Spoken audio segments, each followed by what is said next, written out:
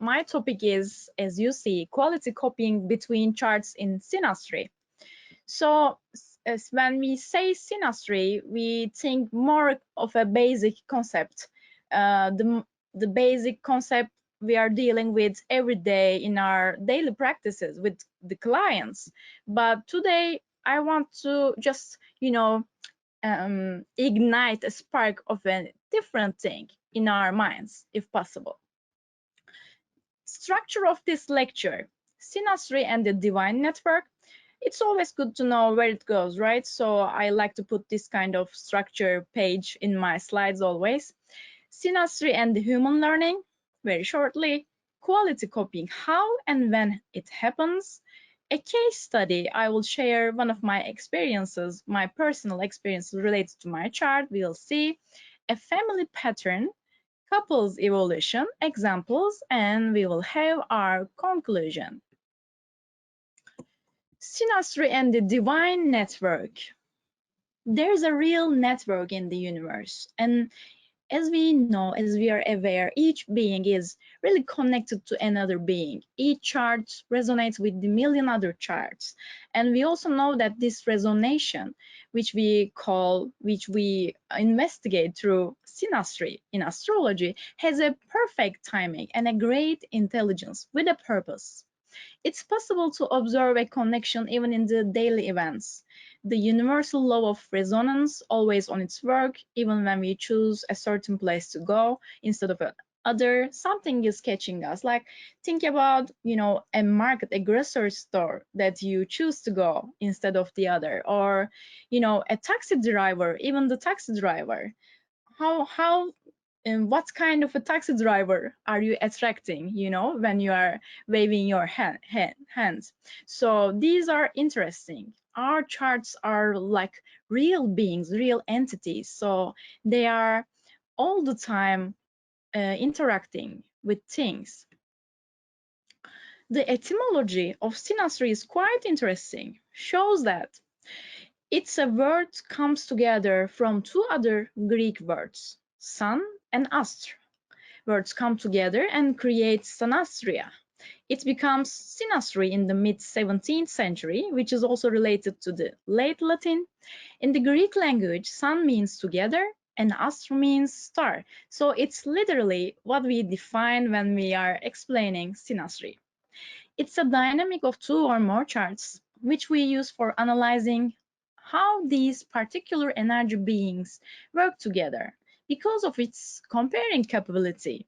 Synastry is mostly used for relationships. For example, some traditional astrologers say the moon in the man chart shows the woman in his life, and the sun in the woman chart also shows the man and also its characteristics, what I mean by that, in her life. This perspective basically is an example of the idea, says every person in our lives is in our charts.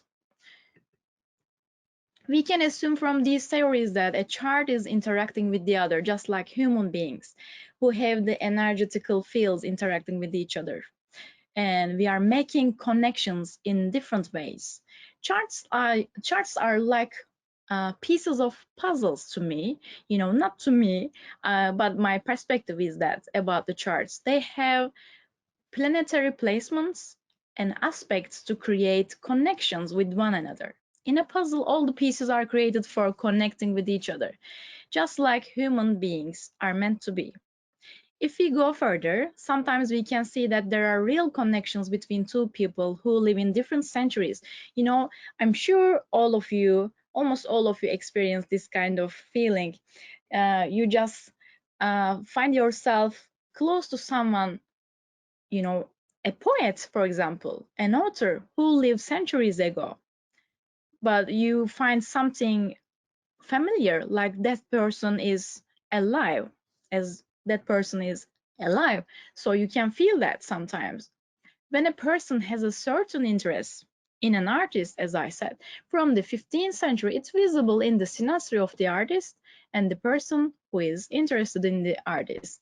So, in other words, each meeting that has happened is meant to happen by the divine order, and it's supposed to be that particular way.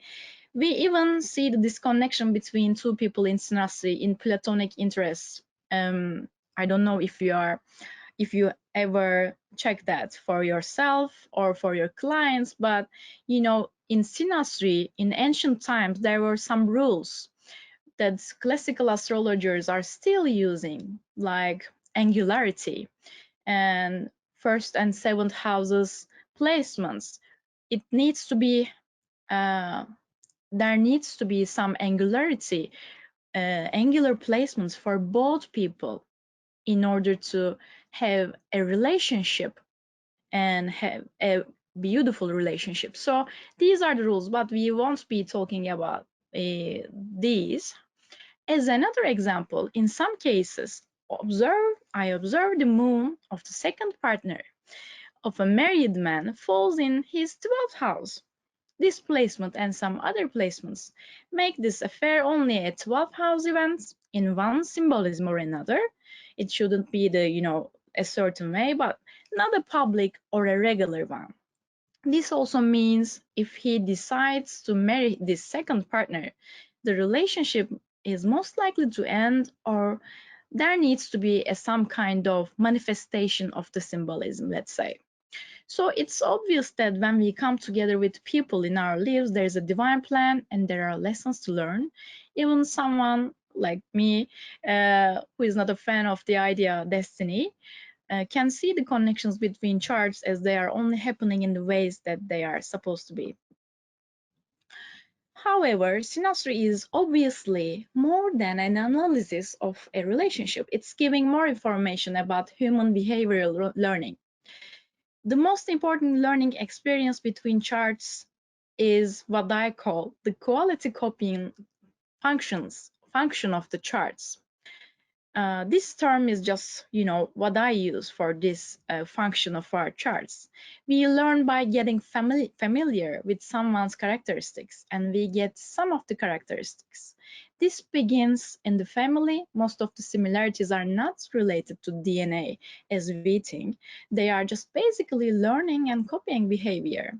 This also happens in the long-term relationships, in the marriages. We observe that friends or partners look like each other after a period of time, or they begin to like the same things. My theory is that the more similarities and the planetary connections we have with the other person's chart, we get closer to that person. And the closer we get, the more we mimic them. I believe this is also a neuronal activity of the brain. Synastry and the human learning is a large topic, actually. However, it's something to investigate through neuronal activity of the brain. If you somehow practice Reiki or some kind of a meditation, it is said that when you do something for a 21 day, you will develop a certain neuronal path in your brain. It's also for for children who don't like to, who don't like to do something. You can teach them if you have them doing the same thing for a 21 day. So brain is something always learning and always creating new paths of doing things. We have receptors. We have something called receptors in our cells, in our bodies. So in these receptors, there are little informations, there are knowledges coming from our birds, and we develop new information every day from our birth, from our childhood. And sometimes some information are not existing in the receptors. This is actually scientifically something that is, investigated for a period of time. You can check for yourself too. So for those receptors, it is said that also cells are talking to the cells. Like when you just touch your partner's hand, you say something through your cells, or when you shake hands with a stranger, you say something with yourselves. Okay, then there is a kind of energy exchange, but also an information exchange there.